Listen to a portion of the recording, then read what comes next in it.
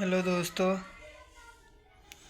जो फ्रिज की वायरिंग होती है, आज मैं आपको समझाने वाला हूँ फ्रिज की वायरिंग कैसी होती है।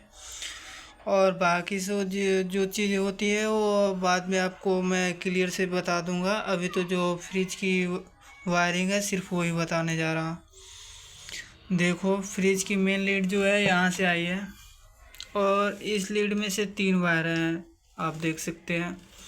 और जो 3 वायर आए हैं ये जैक पे लगा है। देखो, ये ऐसे दबाने से ये निकल भी जाता है। अभी दबा तो ना रहा, लेकिन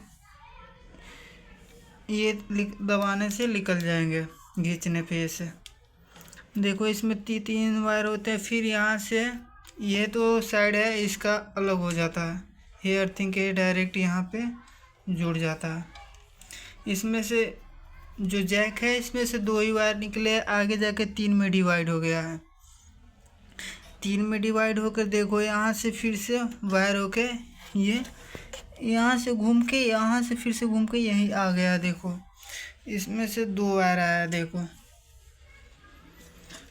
2 वायर आया। एक देखो रेड कलर है, एक है ग्रीन कलर, देख सकते हैं। तो जो रेड कलर होता है वो न्यूटन है। आप बोलेंगे कि रेड कलर तो हमेशा फेस होता है, लेकिन ऐसा नहीं होता है। कंपनी के ऊपर होती है, जो जैसे बनाए वैसे हो जाता है, कोई बात ना। इसमें रेड कलर न्यूटन है और हरा कलर फेस है। देखो, फेस न्यूटन तो डायरेक्ट आया है। देखो, न्यूटन डायरेक्ट आ गया है और ये आगे फेस ऊपर से होकर फिर से आता है यहाँ पे फेस। तो 2 इसमें देखो, अगर ये आपको चेक करना है कि इसमें करंट आ रहा है कि ना, तो ये सिर्फ न्यूटन ही फेस नीचे होता है और इसके अलावा यहाँ पे कुछ नहीं होता है। अगर आपको चेक करना है तो ये पहले कंप्रेसर को चेक करने के लिए ऊपर से कोई देखने की ज़रूरत नहीं होती है कि आपकी वायर सही है कि ना सही। आपकी ज़रूरत है अगर इसका बोर्ड की जगह पर जहाँ आपको देख रहे हैं ये 2 होल पिन है, इसी पर आपको चेक करना होता है कि न्यूटन फेस आ रहा है कि ना। बाकी ऊपर की वायरिंग से कोई छेड़छाड़ नहीं होती है। अगर ये समझे कि ऊपर की वायर कट जाए तो यहाँ से कुछ हो सकता है, तो ये बाई चांस ही होता है कि ऊपर का कट जाए तो यहाँ पे न्यूटन फेस नहीं आता। तो आपको दिखाता हूँ कहाँ से। यहाँ से 3 वायर हुए हैं, ऊपर गया है, एक न्यूटन डायरेक्ट आया है और फेस ऊपर से होकर ही आया है। तो आपको दिखाता हूँ। यहाँ से पहले देख लीजिए, एक न्यूटन है और ये हरा कलर का फेस है। तो ऊपर ये रेड कलर ग्रीन कलर ऊपर से आया होगा, आपको दिखा रहे हैं। इसकी वायरिंग और आगे चेक करने के लिए यहाँ पे देखो 2 पेज होते हैं। यहाँ पे देखो, एक पेज ये रहा, एक पेज ये शायद आपको दिख रहा होगा। 2 पेज है और इसे निकालने के बाद आपको दिखा रहा हूँ। ये दोनों खोलने के बाद ये आगे से कितने पे निकल जाएगा। तो आपको इसको खोलने के बाद आपको दिखा रहा हूँ फ्रीजर को। देखो दोस्तों, इसे खोलने का ये ऊपर का पेज जो था ये मैंने खोल लिया। दोनों तरफ की जो पेज थी मैंने खोल लिया, शायद आप देख सकते हैं। उसके बाद खोलने के बाद आपको धीरे से इस साइड का और इस साइड का ऐसे खोलने से ये निकल जाएंगे। देखो, निकल गए। अब आपको इसको दिखाते हैं इसके अंदर क्या क्या है। रुकिए, पहले ये ट्रे को निकाल लेते हैं, उसके बाद आपको दिखाते हैं ट्रे को निकालने को। कभी कभी फ्रिज में से पानी जो निकलने लगता है, तो जो फ्रिज का पानी आप सोच रहे होंगे कि पीछे की पानी कैसे आती है, तो फ्रिज इसी ट्रे में जो बनाता है, इसका वाष्प बनाता है, जो पानी ट्रे में आता है वो इसी के सहारे से होकर यहाँ पे जो होता है, इसी के सहारे से होकर पीछे पानी जाता है।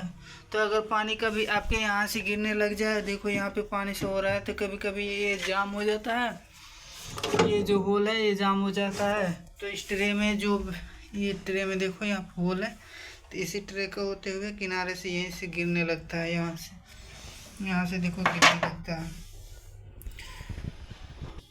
बाकी आपको वायरिंग समझाने के लिए बोले तो देखो वायरिंग कैसी होती है। वायरिंग के लिए देखिए, ये होती है बल्ब के लिए। इसका बल्ब दिखा रहा हूँ आपको। इसका बल्ब ये रहता है, ये हमेशा चूड़ी पे होती है, अभी तो निकाल दिया है। ऐसे चूड़ी पे कसा जाता है, चूड़ी पे आप कस देंगे, चूड़ी पे ही रहता है। ये मैंने निकाल दिया। नीचे से देखो, न्यूटन बल्ब में डायरेक्ट आता है, नीचे से जो आता है। उसके बाद फेस देखिए कहाँ कहाँ होकर जाता है। फेस पहले आता है, फ्रीजर में आता है, पहले आता है,